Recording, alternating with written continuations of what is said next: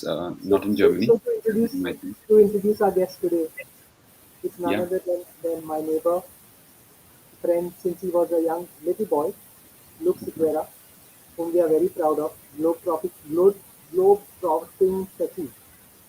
Currently in Strasbourg,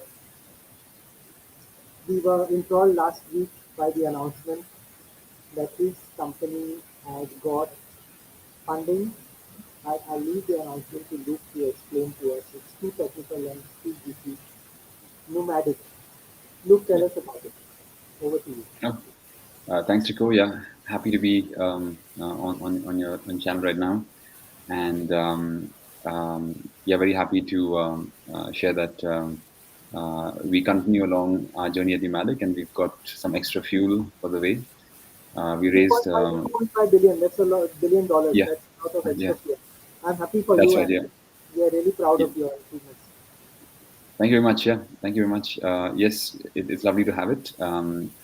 Of course, funding is just a small milestone in a company, but yes, it's a very important milestone and enables us and our teams to support their families and to move forward. And yeah, we got it at a fairly good valuation as well, reflecting the quality of the work our company is doing and our team is doing. Of I'm course, very happy about that. we can come to the technical aspects of the funding later, Yeah, but you know what I'm interested about, and the exciting part is Pneumatic. What's its vision? What yeah, would it help us to do? What is your yeah, vision? You're one of yeah, the sure. co-founders of it, one of the three co-founders. Yeah, All Indian, all Goan. yeah, all of us are going. Yeah. So I'm the founder of Numadic, and then we added co-founders along the way. I believe a company has various co-founding moments and steering moments that change the direction of the company. Um, Pneumatic's vision is to undisrupt movement. It's a broad vision in the sense we think of movement as anything to do with people or goods moving around. We want to build software and technology that enables reduction in friction in movement. Okay. Um, but specifically to what we're doing right now, because the company has stages in its journey. In our current stage where we're at, we're focusing on vehicle payments and logistics payments. So you hear a lot about, for example, autonomous vehicles and investments being made to automate vehicles and automate their movement. However, you hear very little in terms of the transactions the vehicle will need to do. I'll give you a simple example of this. Imagine we are living in a world with autonomous vehicles 10 years down the line. Would you go to a petrol pump or a electric charging station and pull out a credit card to make the payment, or it happens naturally, automatically, right? And so those automatic payments need infrastructure and they need integrations with banks and with infra companies, etc. And so that's where Numadic fits in. We undisrupt those integrations and reduce the friction at those points of transaction. So you would be able to drive through a checkpost without paying cash, but it would be automatically deducted from your bank Yeah, account. yeah. So for example, we already live at fuel stations where you can drive in, fuel up, and drive out without having to pay with your credit card Which or part of the your world? Which part of the world? in Maharashtra. So I we focus on Maharashtra for now, and we're expanding out of Maharashtra. We just went live a month ago. So this will be an India-focused solution. It is currently focused on India because we already have a very strong footprint in India. We have access to a user base of several million vehicle owners in India. We already handle almost $1 million a day in transactions in India on in the tolling space. But our focus right now is to expand into fueling, and therefore piggybacking on our base in India makes sense for us. Luke, I know you've been involved in a number of initiatives, and you've done a lot of work in this sphere.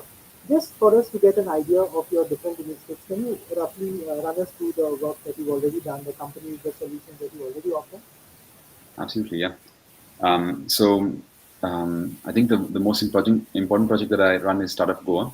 Startup Goa is a community-driven project. I would say with open source spirits, where we've about 12 years ago launched a basic job board and a chat group that enables entrepreneurs to find talent and talent to find jobs in Goa. So I think it's now the most popular place to find those kinds of jobs in Goa in the startup world. Community run, no earnings whatsoever on Startup Goa. And every year, a new set of volunteers helps out to build it to the next level. That's number one. So what you're actually saying is by this small hack of creating this online marketplace of skills and employee seekers. You Yeah. have actually helped a lot of local youth and the youth based in Goa and others based in Goa and techies based in Goa to actually find useful places for their placement for their skills and Yes. employees. Yeah. Yeah. Okay. Okay. That's Yeah. right. Yeah. Startup Goa. Um, Yeah. That is the URL is startupgoa.com, .org. ORG. Yeah. and it's Startupgo.org. running as a bulletin board or what kind of a thing? It started as a small chat group originally, migrated towards becoming a meetup group, and then ultimately, because all of us were doing these meetups, I was living in Canada at the time, so I'd come down to Goa once in a year and used to do the meetups, but others used to meet up even when I was not around. So we said, okay, let's make it easier for us to find other talent in Goa, so we can hire people, so we can find co-founders, so we can collaborate with people, and so we launched the job board basically. What you're saying And is so now, fascinating. You're saying that a little mistake can go a long way in that sense. absolutely, yeah, yeah. I think there's a few hundred companies now that operate. Almost every single tech startup in Goa uses the job board to hire and to connect. Yeah, Sorry, I'm interrupting you so much, but please carry on with your story. I just wanted to get out the nuances of it. yeah. Thanks. No, that's all right. That's all right. Um, yeah, so that's Startup Goa. I'll come back to the genesis of it and where the ideas came from. Yeah. But secondly, it's Feel free to tell us in whatever way that suits you. yeah, yeah. Second would be Numadic, which is the primary sort of financial company that I run, where I fund my team and my family, etc. So that's the commercial venture that I operate. And Numadic is, as you know, a vehicle payments company and focused on mobility. Numadic is really a thrill to run. It's been 6 years now since we've launched. We've had quite a journey along the way, lots of ups and downs, sometimes quite painful, but overall a very rewarding experience. Numadic helped me to understand that you do not found a company and you do not build a company really. You can found a company, but you don't really build a company. The company builds you, and then you sort of run the company as you go along. So you just get better at running it while it builds you up into being able to run it. So this So is what that's what your bills and bring the ham and the bacon and the bread and to keep your other ventures going. Would that be right? yeah, absolutely, yeah, Your absolutely, yeah, your podcasting and all which I'm waiting for you to tell us about. But of yeah, course, take your own yeah, time. Take your own time. There's no hurry. yeah, I'm a great fan of your podcast, but you do a lot of social capital building ventures also, which I really appreciate. Please carry on. Carry on. yeah. Thanks, yeah. I think the third is Goa.me, which you were referring to, where we run a podcast related to Goa, where we want to promote things that are happening in Goa, people in Goa, ideas from Goa. It's been a bit slow on that front over the last 9 months to a year, as I've had to focus heavily on Numadic, and I also run Goa.me as a non-commercial venture, so we don't charge any fees or make any money on it. And the intention is to keep the story pure. So the moment we start charging fees, it becomes harder to then not have a biased stories going up. So I'm balancing between building one for-profit venture that then feeds into multiple other community-driven ventures and allows them to have a neutral voice. So yeah, these are the three key things. I'm a great fan of Goa.me because I think the podcast, are just simply fantastic. Uh, Mhm. I think it's a little bit difficult to find if you're not in that space, So Yeah, maybe you don't push it hard enough. Maybe you don't want to push it hard enough. yeah, But it's once you reach there, it's really fantastic because yeah, the podcast take their own time. It takes a lot of time, and each moment is well crafted, well edited, well thought of, well conceived and put together very nicely, and it's eminently listenable in that sense. yeah, So I think it basically deserves a much bigger audience than yeah. Goa.me actually gets. I think a lot of credit goes to Sonia Coates, who runs the podcast. She's absolutely brilliant, super hardworking, and really, really committed to quality and of the things that she produces. And yeah, over the years, I've had the opportunity to work with many wonderful people like that who contributed to Goa.me. Of course, they're paid by Goa.me, but they also bring a lot of, let's say, community values to it because we're obviously not paying top of the market fees to the contributors on our platform, right? So yeah, over the years, Casino Pereira, Hannah Bain, and Sonia have contributed to what we do, and of course, plenty of contributions from people on the Numadic team to keep the platform up and running. But yeah, I'm looking out for the next generation of community members to take over and to take it to its, I'd say, rightful space. As I am less public today than I used to be 10 years ago, and it No, takes you someone don't with have more. any excuse. You don't have any excuse, not even age. Not even Yeah. age. So, okay, okay, fair enough. Yeah. So, Yeah. So so, these are the three key things. Yeah. yeah, so that's what you've done, Luke, which is fascinating, and I think each one is an achievement on its own. Maybe back home it has not got sufficiently noticed, sufficiently talked about, or maybe people of my generation have not noticed it. Maybe the youngsters Yeah. have, or the Yeah. techies have, and things like that. Yeah. Uh, what are your thoughts on the tech scene in Goa today, Luke? I think it's hitting its inflection point. It began in the middle of COVID. After the first lockdowns ended, um, there was always a community of techies in Goa. There's been one before me. In fact, you're the one that got me into the tech scene. My first No, experience no, with computers and reading magazines, the whole open source ethos and ideas came from you, which has driven a lot of the business that I've built, by the way. Um, but yeah, I think that Goa is now hitting the inflection point because we're getting an influx of digital nomads, and we're also seeing a lot of second and third generation employees who have worked at more than two tech companies in Goa, or who worked in Bangalore, came back to Goa, worked out here. So the talent pool is now quite educated, and when I say educated, I mean beyond schooling education. I mean educated in terms of actually being in the scene and getting experience and understanding how to build software and products. So I think Goa is now dense enough where real high growth product companies will sprout from Goa. There were a lot of services companies in Goa before, only very few product companies in Goa. I think that's going to change rapidly. There are already a few product companies that have evolved over the last 4 or 5 years. I think in the next 2 years, we'll be seeing regular news, maybe once or twice a month, of Goan companies getting funded, releasing, or even generating significant revenues themselves. tell us about your funding, Luke, the recent round, and how you got into it, and what does it mean for you all? Yeah. So our funding round came in after quite a while. So we had a gap between our initial funding and now. Um, I had this belief that I had to have real conviction on what I was building, and my original hypothesis did not work out. So we began pivoting. We began looking at options to pivot the company. It took us about 2.5 years to find the right pivot that I felt made sense to go after. So I basically, I would say, funding round began about 2.5 years ago when I started taking on a consulting job to pay the bills at Numadic, to push it forward and stay afloat while we figured out what the next path should be. Um, Quickly, we were able to find that pivot, and we were very fortunate to meet some fantastic investors along the way who got to Yeah, know carry us on, over carry on. time. Yeah. And so one of these was Sanjay Venkat, who I'm ever grateful for. He's based in New York.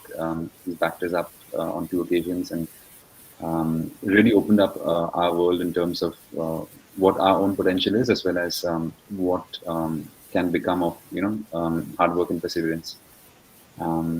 He invested in us, and then the team from Nine Unicorns, Dr. Purva Ranjan Sharma, Soham Avrani. So these two, several other members on the team, of course, but I'm not going to list every one of them down here. But they really believed in us. They saw our potential. They were not blocked by the idea that we're a small company based in Goa. They were not blocked by the idea of Goa. They just saw us for who we are and gave us a shot at pitching to them properly, listened to our story. And yep, so I think over the last 6 months, we raised um, uh, the funds that we did just now.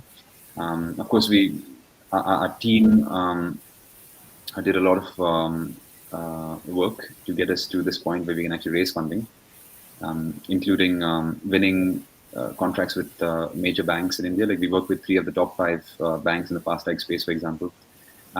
We work with several very interesting players in the fleet space. Uh, Players like Google Pay, Phone Pay, Amazon are also our customers. So a lot of large customers that you don't expect to have from a Goan company, because we never saw ourselves as a Goan company. We just saw ourselves as people building products to solve problems. Um, yeah, that's where we are today. That's I fantastic. feel a bit shy about the funding round. Honestly, I don't feel super comfy talking about it. For me, it's almost like it's a thing that you got I to know, do. Yeah. I know Luke for a long time, and he's always very modest about this. And he's always in short pants walking down the street past my house. So it's almost very incestuous because I know him from the time he was a tiny boy. And Yeah. that's a totally different story. But it's fascinating the kind of work that you have done and what you have achieved. I also, Luke, I'd like to shift gears a bit and say that I really enjoyed the podcast that you did the other day with someone in Britain. I forget the Andrew name. Reed. Yeah. Yeah. Okay, okay, okay. And Business if you without bullshit, it's called. Yeah. With if, Andrew. Andrew's a if, fantastic human being. Yeah. if you could just type the URL someday or maybe in the chat box or Sure. something, Sure. I it, will. I will. I will have to find it and give it to you. you'll have to Uh, find it. Yeah, but that's a fascinating interview because I what I like best about that is you talk about your philosophy of life and what yeah. gives you your highs and what makes sense and what technology is meant for and what Yeah. doesn't make sense and why you have to be focused something beyond something just more than something just in money. And maybe you could just tell us in a minute or two the sum and substance. I'm being very unfair to you of the point you made there earlier. Sorry, what was that question? I was searching for the podcast view. What was the question? Could you just summarize the whole thing and give it to us in brief? I know it's Yeah. too much to ask for, but it's a Yeah. I fascinating think topic. the core idea is that you cannot be two people. You can't be one person at work and one person at home. It's a recipe for a split personality. And if you really want to lead people well, you need to learn how to lead yourself well, and how to be the same person at home and at the office. And it's very hard to do because every time you think you're there, you realize new things and new aspects of yourself and of the way you operate that isn't there just yet. And so I think that I see it as business is just a playground in which we learn how to be better people, rather than see it as a playground where we learn how to outcompete the other players on the field. And as long as you bring that mentality to the playground, you're fine. You make a lot of friends. You always have fun. Maybe you don't become the most the biggest player on the field, and who cares about that anyway. But you have a ton of fun. You make a lot of friends in the process. You learn a lot about yourself and about the people that are in your community through that process. Your toughest moments in IT in Goa. My toughest moments in IT in Goa, I think every moment in IT in Goa has been a tough moment. Because there's no IT scene in Goa for a long time. It has changed a lot, but I would summarize it as um, not being able to not being able to be taken seriously by investors in the early days, especially about 8 or 9 years ago, and having to always have to find a way um, to build the business through revenue alone. Which there's nothing wrong in doing that, but it makes it a lot slower and harder to make that happen. I think that was tough. I think secondly, in Goa itself, there's been a major mind shift change. Um, the type of talent you might have found in Goa about 8 or 10 years ago predominantly did not believe that a company from Goa could build global things. So you didn't get taken very seriously. So as a founder, you were seen as a crazy fool. Like, what is this guy trying to do? He wants to build a national company. He wants to build an international company. So that was a sort of approach to me and to our ideas at the time. Of course, that's very different now. The team I've got today is extremely aggressive, extremely hungry, very ambitious with a global perspective. Many of them are not from Goa, many of them are from Goa, but all of them have a global mindset, and definitely got this hunger to think beyond the boundaries of Goa. I think that's been hard to break that boundary. Look, your happiest moments in your career, the most fulfilling ones. I think the happiest moment in my career is when my mom realized that dropping out of college is not such a bad thing after all. Yeah, because I think it took her about 10 or 12 years to figure that out.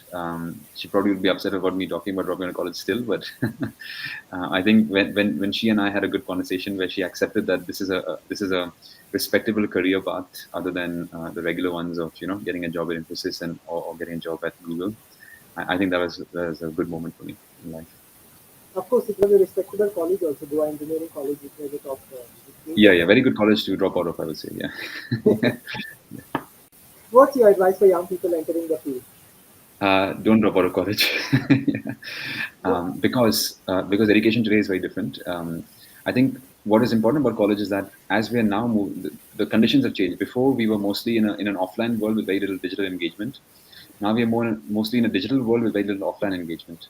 And college offers you a chance to have that offline engagement because soon you'll move into again the working world is primarily digital now. So you need to form these physical friendships. You need to bump into people. You need to get into fights. You need to basically fall down a bit in your interactions with society and see what it is like in the physical real world before you go into the digital world. I think college gives you that playground to safely do so.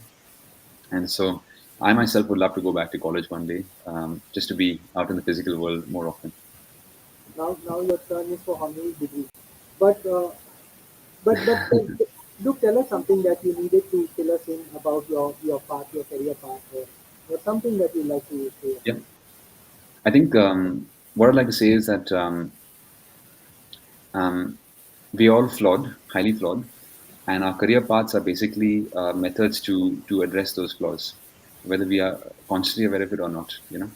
And the sooner we become aware that we don't have to prove anything to anybody else, and that we will just understand and address what is motivating us. We don't even have to act on it. We just need to address it. We just need to understand it. I think that is what the career path is about. It's about identifying the right kinds of environments, people, and activities or exercises to do that bring out the best in you. I think that is what the career path is about. So, for example, I was having a chat with a friend of mine this afternoon, Nitish, um, who also worked with Numadic for a bit. And in our conversation, he told me how he's very happy in life right now because he's doing almost nothing. I mean, he's doing a lot, but it feels like almost nothing because he's helping a lot of friends. He's advising a few startups. He gets to travel around the world, but he's doing things at a pace that is good for him. That is not sacrificing his well-being for the sake of an increase in his bank balance. Okay, so this is the world we live in today, where we can actually make those kinds of choices and decisions, and being able to think out of the box that you don't have to chase a career, you can actually just live life. I think that is the advice I have. And your podcast discusses these points a lot at this link that we are mentioning here. Yeah, I think it's fascinating because it's so long and so detailed and so impactful yeah, that I really gain from listening to it myself. Uh, yeah. any kind of hint Thank you. suggestion that that people entering the field in Goa should watch out for? I think people entering the field in Goa should be very aware of what type of company they're getting into. There are no bad companies, but your first boss has a big impact on the way you think about the world, the way you see the world. And what is important is not to be uh, limited by a mindset that may happen sometimes. Not because people have limited mindset, but because people may have been shaped in a certain way over the course of their own careers. And so I'd say that everyone coming out from Goa should understand that they are able to compete on a global stage. There's no if, there's no buts, there's nothing. It's as simple as that. You're able to compete on a global stage. You don't have to think about, okay, that's only for people from the metros, or that's only if I go to a top college. You can be from a very basic college in Goa and you can compete on the global stage, no doubts whatsoever. Okay. You need to really have that mindset and believe in that, but it's very hard for someone young, fresh out of college to believe in that. And so I think that it's important for young people to be exposed to the kind of leaders that allow them to see and believe this in themselves without being threatened by the young person. From here, what next? What are the kind of challenges you all would like to take up? What are the kind of challenges we'd like to take up to? Yeah. Um, I think that with our bigger picture of undisrupting movement, I think there's a lot of limitation in terms of movement. We live in a world where there is, um, first of all, there's no separation between money and state. Scarily enough, there's also starting to look like there's no separation between religion and state. But more importantly, if you look at the global perspective, there is no separation between geography and state. Somehow, some groups have decided that they control certain geographies, and that limits the movement of people. And what I find so sad is that, for example, for me to be out in Canada or in France or in Germany gives me so much of a boost in terms of my understanding of the world. I'm not saying that these places are better. I'm just saying that because I'm from Goa, when I come out here, I learn so many new things. I see the world very differently through other people's eyes. And likewise for people from here who come out to India, they see it very differently. But unfortunately, the bulk of the population of our planet cannot move around freely. A few people from a few countries are able to travel to almost any country in the world, and they can expose themselves and understand these things and take advantage of the arbitrage and knowledge. But the bulk of the population of the planet cannot do that. And while we are seeing people thinking of going to space and going to Mars, still about 70% of the world's population cannot move freely around the planet. Not that there are no flights, but visas are not easy, things are not easy. I think that in the longest term, like over the next 50 to 70 years, our vision is to break all of those barriers, to remove that friction. Like people should be able to move wherever they want to move to. They should meet the kind of people they want to meet. And that there should be no barriers to people interacting and engaging. That's our biggest long-term vision. Long way to go to achieve that, of course, but that's where we want to go. Anything that I should have asked you? Anything you'd like to add? You should have asked me how I got into the game, and I want to tell everybody that's to do with Hey, you. no. That will be censored and edited out. Yeah, But we should not launch a mutual admiration society. But yeah, please tell us without those parts, because I know I lent you magazines when you were a kid and all, but that means yes, nothing. yeah. That means nothing. I think if anything, you should ask me about is what I think about. Um, um, I think that for a lot of young people, they are entering a digital world which they don't fully understand. They understand how to use a digital tools. They don't understand what that really means, and there'll be many long-term consequences of the decisions that they make. And this may scare some of them, or some of them may not even realize these things. I think we need to wake up to the idea that the right to be forgotten is an important right that people forget that we should have. But given that we may exist in a society and in a governance ecosystem that may not allow those rights, we should respect the fact that everybody makes mistakes, and that's okay. I mean, irrespective of the fact whether they can be forgotten or not, everybody makes mistakes, and that's okay. This is very important because a lot of us, especially smart people, can be very difficult on themselves for the mistakes they made before. And in turn, that critical voice can become very difficult on other people as well. You know, when you're managing people, when you're coaching people, mentoring people. So you need to be very careful of this because that hypercritical voice that makes you very good at things because you keep improving can also be very harmful to other people who are not ready for that. And so I think mistake making should be encouraged. Mistake making should be allowed. Mistake making should be celebrated, and people should not worry about the mistakes they made. But they should focus on how they can get better without worrying about the mistakes they made. Thank you, Khan Luke. I mean, it's a pleasure talking to you because the more I listen, the more I realize you are a techie with a whole lot of philosophy behind you and behind your work. And I'm sure it will take you places. We are proud of your tech accomplishments, but we are also proud of the other work you do and the other kind of giving back that is happening. Wishing you all the best. Looking forward to hearing more and more about Numadic. Keep it in the news, take it forward. All the best to you and your team. And thank Yeah. you for keeping the Saligao, the Goa flag flying, no doubt about it. Thanks so much for your time. Thanks, Enrico. My pleasure. Really enjoyed this conversation. Yeah. Bye for now. Yeah.